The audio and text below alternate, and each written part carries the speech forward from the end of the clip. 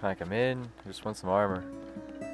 What's going on, everyone? Welcome back to another episode. This one's just focused on the Yiga Armor, the Yiga Hideout, the things you can get inside the Yiga Hideout, as well as another place you can use the Yiga Armor to get to a shrine. I appreciate you guys for watching, and let's get into it. We start off by literally just running up to the door and asking if we can come in. Of course, the answer is going to be no, but we can get the trigger for a quest after finding out that we have to get 3 pieces of armor from 3 different branches, and apparently that's all you need. There's no other criteria other than what it says there. So that's what we start off by doing. The first piece of armor is on the east side of Akala, where Robbie used to have his lab. But because I already did that quest getting the travel medallion, I don't have to go over there for the fight, I just have to go over there and read the journal. But we come over here to Elma Knolls, if anybody knows where that's at. It's over by the Great Deku Woods. But it'll be the same thing for all 3. You're essentially just going to run over here, start a fight, and then get the piece of armor inside. But since this one was in a cave, we took a second to grab the frog and a couple of other things along the way.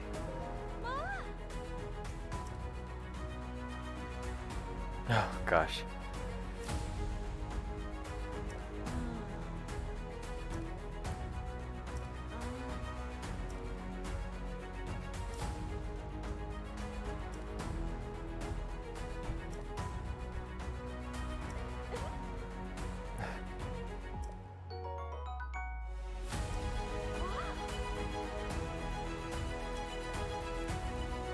I don't know if you get different dialogue if you have the Master Sword on your back, but hey, let me know if you guys get something different. The third piece of armor is on the Great Plateau behind the old Temple of Time, or where you started off the original game. But again, like I said, it's the exact same thing. You're gonna fight, go inside, and then get a piece of armor. But now you'll come back and say, "Hello, I am part of the Yiga clan."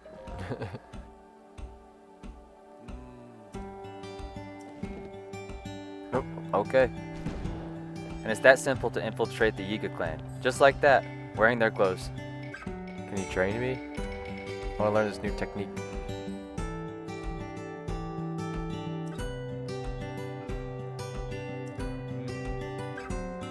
It took a lot longer than you think. You have shops? Everything, huh?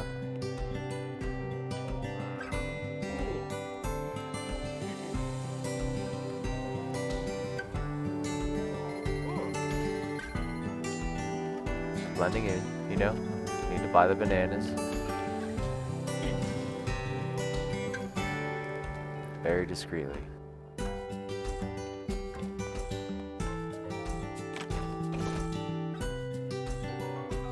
Not bad. Gloom Dredger, my bad.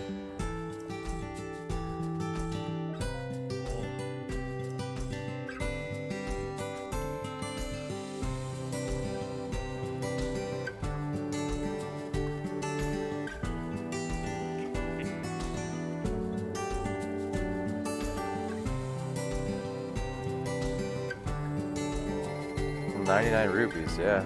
Hopefully get the schematic, we'll find out.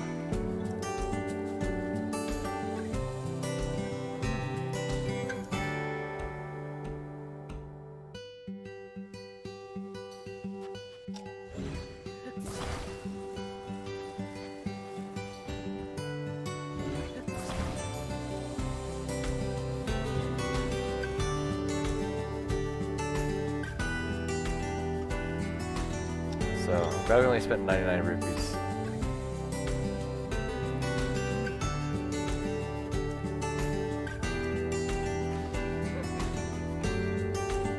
Cool. Upon making your way further back into the base, where you used to have to crawl around and hide, you can now run through and see what's going on.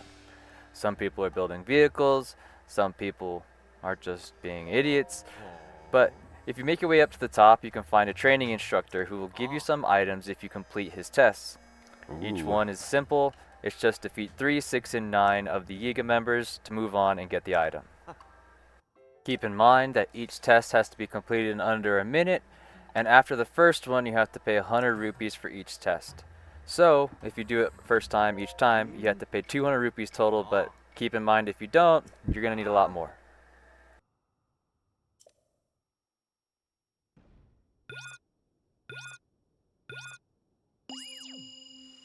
As I said, the test is rather simple as long as the Yiga aren't hopping and bopping around and making it hard to hit them, so I try to hit the ones that are just teleporting in and focus on them over everybody else. Tends to make things a lot faster as they don't have time to dodge, as well as they can't teleport out right away and make it so they're just Houdini.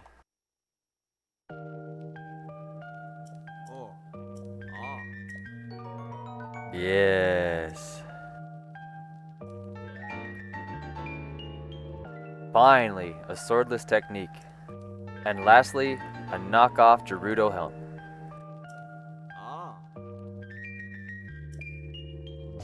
Yes, Yiga Blade Master. Also, I completed all that training, so what you got to say, fool? Ironically enough, he doesn't have anything to say, he just lets you through. But the access to the back isn't really all that incredible because the only thing I get was a large pile of bananas and access to the back door. But we're not done. There's still one more place you can use the armor. If you come over here to the Skyview Tower and you fly completely north from it, you'll find behind the waterfall another Yiga hideout. Without the armor, they tell you the exact same thing. No access without the armor, or at least being a member. But you come down here and this one's the Yiga Blade Master Station. You only find a single person down here.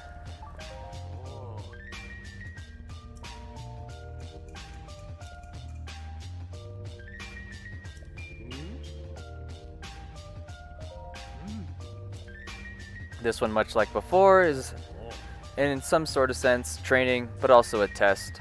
He wants you to fly around the desert and find 5 frog statues marked as they are here, and go around and offer up bananas to them. Sounds easier than it is, but without the tower or some shrines to have access to, it can take a little bit of time.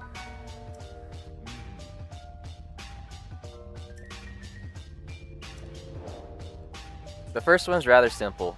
You can jump out and go sideways from the waterfall, or you can jump across from the bridge to make sure that nothing's in the way for you. But we're going to drop down here, and the statue's going to be the same thing as always. It's going to be a frog with 2 lanterns next to it.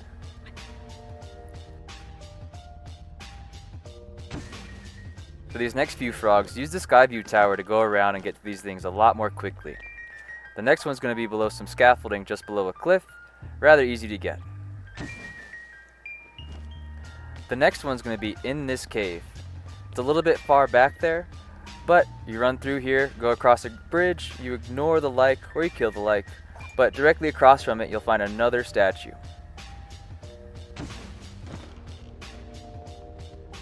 The next one's going to be over here at Spectacle Rock. I flew down from the sky to get it, but you can use the Skyview Tower as well, just takes a little bit longer.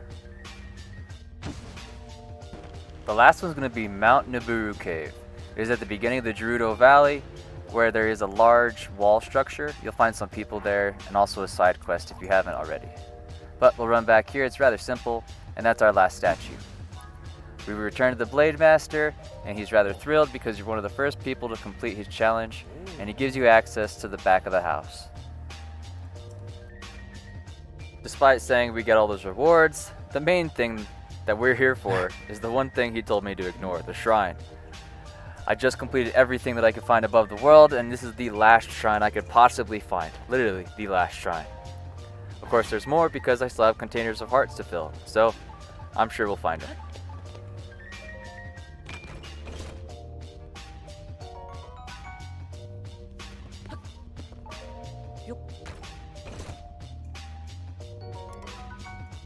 It's a clean Longblade.